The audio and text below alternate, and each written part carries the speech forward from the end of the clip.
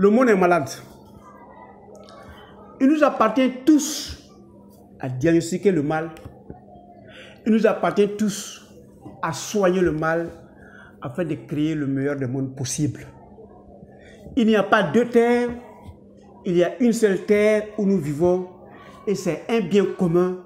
Nous avons l'obligation de sauvegarder cette terre et nous avons l'obligation de sauvegarder l'espèce humaine et de pérenniser l'espèce humaine. Mais comment fait-on pour reconnaître un pervers narcissique et comment fait-on pour le guérir? C'est ce que nous allons voir.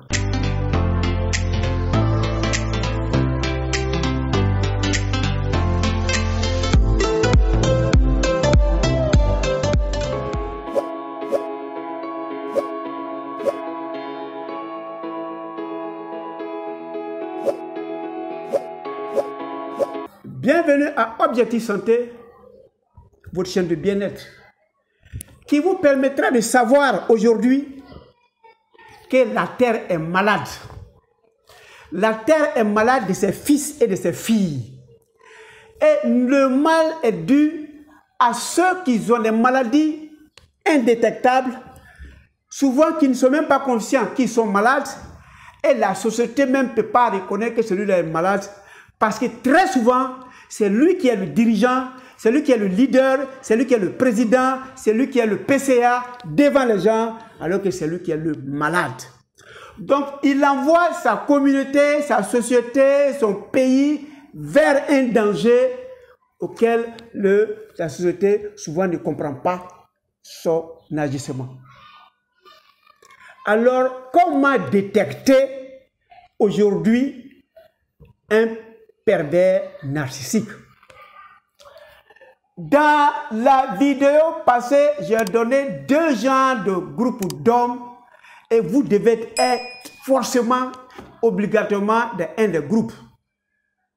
Je souhaite que vous ne soyez pas le pervers narcissique, mais en face de vous, le pervers narcissique doit aller trier son groupe d'hommes qui est prêt à s'associer à lui afin qu'il détruise ce monde. Et il y a les emphatiques et les super empathiques. Ils vont se prendre dans les empathiques qui sont les dépendants affectifs ou qui sont les codépendants affectifs. Ceux-là sont sensibles, très souvent ils ne contrôlent rien, ils suivent la personne qui les a convaincus. Donc le monsieur dont on parle, son ami avec lequel ils sont pratiquement tout le temps, elle est arrivée à savoir que ce monsieur-là est dépendant affectif, il est très sensible, elle a joué sur sa corde sensible et elle l'a mis dans son équipe dans le but que le monsieur l'aide à détruire lui-même son ami. Le pervers narcissique est différent du manipulateur. Le manipulateur, il prend, il va, il ne cherche pas à détruire. Mais le pervers narcissique, non seulement il va se servir dans tes biens, mais avant de partir, il faut te le mettre en genoux avant de partir. Donc, l'équipe est déjà constituée, son ami est très sensible, je le mets de côté, mais je continue à faire mon exploration, à faire ma campagne et à trouver les gens qui peuvent faire mon affaire. Donc aujourd'hui, elle va essayer d'étendre son armée et elle va tomber sur une super empathique. Celui-là est un collaborateur direct du monsieur. Ils font les affaires ensemble. Donc quand il est avec elle, son mari, il parle d'affaires et puis il rentre chez lui. Contrairement au premier qui est avec lui tout le temps, celui-là vient faire ses affaires, il prend ses dividendes, il prend ses bénéfices, il prend sa part et puis il va chez lui. Donc c'est ce qui lui lie avec l'homme d'affaires. Elle approche de celui-là, elle veut l'ajouter dans son équipe des destructeurs de son mari. Il faut le mettre à plat, il faut le ruiner, il faut éloigner tout le monde de lui. Avant que je ne parte, il faut qu'il soit à plat. Pendant que moi, je suis en train de me fabriquer, je suis en train de construire, il faut que quand je vais quitter ici, là, tout le monde est coupé de lui, comme on dit en Afrique. Tout le monde est déçu de lui. Je m'en vais, je le laisse vide, je le laisse isolé, et puis je m'en vais. Mais elle tombe sur le collaborateur en entreprise du monsieur qui, lui, il n'est pas dépendant affectif. Donc, il y a des questions, elle pose sur l'entreprise, sur les relations, sur la santé de l'entreprise. Le monsieur refuse de donner ces informations et il lui dit très souvent, madame, vraiment, avec tout le respect que je vous dois, si vous avez des questions sur l'entreprise, posez les questions à votre mari, parce que même à mon épouse à la maison, je ne dirai pas que voilà l'entreprise que j'ai fait et puis voilà comment ça se porte. Elle n'en a pas trop besoin. Il ne faut pas augmenter le stress que nous avons et les convoyer les stress à la maison. Un des totems des manipulateurs, des pervers narcissiques, c'est de leur dire non. Non déclenche les crises. Refuser de lui donner l'information déclenche la crise. Et comme le jeune homme, lui, il est super empathique. Il a le temps d'étudier la dame. Il a vu que la dame s'intéresse de ce qui ne l'intéressait pas et où elle doit aller prendre l'information chez son mari. Elle ne va pas là-bas. C'est moi qui suis le partenaire du monsieur et vient chercher les informations. Moi, mon éducation ne me permet pas de donner l'information de mon entreprise à un parent de mon partenaire d'entreprise. Donc, vaut mieux aller chercher les éléments que tu recherches ailleurs. Mais madame, vraiment, avec tout le respect que je vous dois, je n'ai pas la réponse des questions que vous me posez. Et même s'il y avait la réponse, il faut aller la chercher chez le mari. Parce qu'on vient travailler en entreprise au quotidien. Si ça va, il sait. Si ça ne va pas, il sait. La difficulté que nous avons, il sait. Ce n'est pas à moi d'aller donner à l'épouse de mon partenaire ce qui ne va pas dans l'entreprise. Elle venait de recevoir le coup qui va réveiller sa crise. Désormais, tu es fait partie de mes ennemis et je dois te détruire coûte que coûte. Alors, où elle a eu ce jeune homme? Avant de parler de son histoire avec le jeune homme, je vous demande pour ceux, vous qui venez d'arriver, de cliquer sur s'abonner, soyez des membres, et cliquez sur la cloche afin de suivre la suite de l'histoire. Et à chaque vidéo, vous allez connaître les agissements du pervers narcissique. Ils ne pardonnent pas, ils n'ont pas de sentiments, ils n'ont pas de pitié. S'il t'appelle chérie, il te fait pour te berner et pour que tu donnes la partie la plus haute à la recherche pour frapper dessus. Et ce jeune homme qui venait de finir dans une grande école du pays et qui a commencé à travailler avec son mari, elle l'a embauché parce que le gars faisait de bons résultats. Et donc, le monsieur aimait travailler à lui. Et de plus en plus, la confiance se faisant, il lui donnait beaucoup plus de responsabilités. Donc, le jeune homme a vu qu'il a suffisamment d'assises financières et il a décidé de se marier. Il va chercher une épouse. Il va venir trouver le chef d'entreprise. Vraiment, j'ai trouvé une dame que je vais épouser.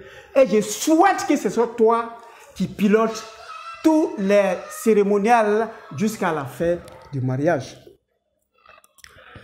Le monsieur, évidemment, c'est son collaborateur, ils travaillent ensemble, donc il a vu que vraiment c'était un honneur que lui, il ait piloté le mariage du jeune homme qui vient d'arriver, et le jeune homme travaillait très bien, le jeune homme faisait de bons résultats, donc il a accepté sans condition, je suis avec toi jusqu'au mariage. Mais quand il a dit, monsieur a dit son accord de principe sans avoir consulté son épouse. Donc le soir, il va, il dit, ah, bon, jeune homme qui travaille avec moi, tu le connais? Il dit, oui, je le connais très bien. Bon, il m'a dit qu'il souhaiterait se marier et qu'il veut que ce soit nous qui pilotions le mariage jusqu'au bout. Au début, elle dit, je n'ai pas le temps, c'est ton collaborateur, réservez vos problèmes là-bas. Pour elle, elle s'était vengée contre l'enfant, le jeune homme, parce qu'elle ne va pas rentrer dans le mariage. En espérant que son mari recule. Donc, elle aurait porté un but sur l'enfant qui refuse de lui donner l'état de santé de l'entreprise. Est-ce qu'il gagne, est-ce qu'il ne gagne pas? Donc, premier élément de vengeance, je ne suis pas dedans. Et toi aussi, tu as trop de choses à faire. Pourquoi tu peux prendre ce genre de truc-là? Non. Le monsieur lui dit, je suis d'accord que tu ne sois pas dedans. Mais ne me demande pas pourquoi j'ai accepté. Non, là, tu as extrapolé. Moi, j'ai donné mon accord de principe et je vais mener ce mariage à bout. Donc, il se met à préparer le mariage avec d'autres personnes qui ne sont pas elles. À la veille du mariage, elle a découvert que le premier plan pour taper le jeune homme a échoué. Alors, comme le pervers narcissique ne se décourage jamais, il ne démord jamais son souhait de voir que cet enfant, le mariage a échoué, elle n'a pas pu l'empêcher. Le mariage va se faire, donc il faut faire de telle sorte que quand ils vont se marier là, je fais en sorte qu'il y ait divorce. Regardez jusqu'à où les pervers narcissiques sont méchants. Donc, pendant que le monsieur était en train de faire le mariage, elle l'appelle vers 10 h. Chérie, à l'entreprise, on vient de me donner la permission de venir participer au mariage. Comme vous êtes très loin, parce que c'était dans une autre ville, qu'est-ce que je dois faire pour participer dans le mariage? Le mari lui dit, mais comme on est dans une autre ville, et on viendra après le mariage dans leur maison conjugale, donc va aider ceux qui sont là-bas, qui sont en train de préparer notre venue. Elle se précipite là-bas, elle allait les trouver en train de travailler. Le manipulateur et le pervers narcissique ont horreur de quelque chose, c'est d'être dans un rang. Ils doivent être à la tête du rang.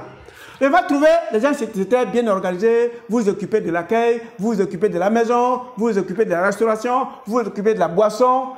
En même temps, elle vient, elle coiffe tout le monde, elle se fait comme si elle était là depuis qu'ils avaient commencé à faire la réunion de préparation et elle rentre dans la chose et elle devient le porte-parole de tous ceux qui devaient attendre, ceux qui sont allés faire le mariage, notamment son mari. Quand ils sont venus avec la mariée, c'est elle qui prend la parole, elle se présente telle que c'est elle qui est le parent de la femme qui s'est mariée, et elle dit dans l'assemblée là-bas, si tu as un problème là, n'hésite pas de me dire, parce que ton mari là fait partie de notre famille.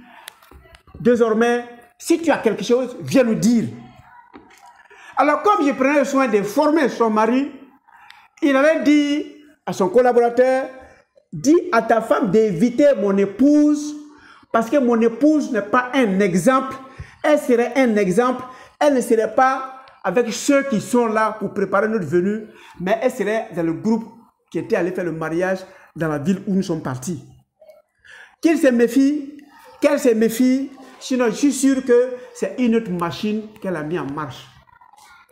Le gars dit à sa femme, mais elle vient de voir, on a fait un comité d'accueil, c'est elle qui a pris la parole, et puis son mari fréquente le docteur, c'est la femme du docteur, du mari. Donc elle se lit, elle voit qu'elle est en sécurité. Elle a commencé à expliquer ces choses au pervers narcissique.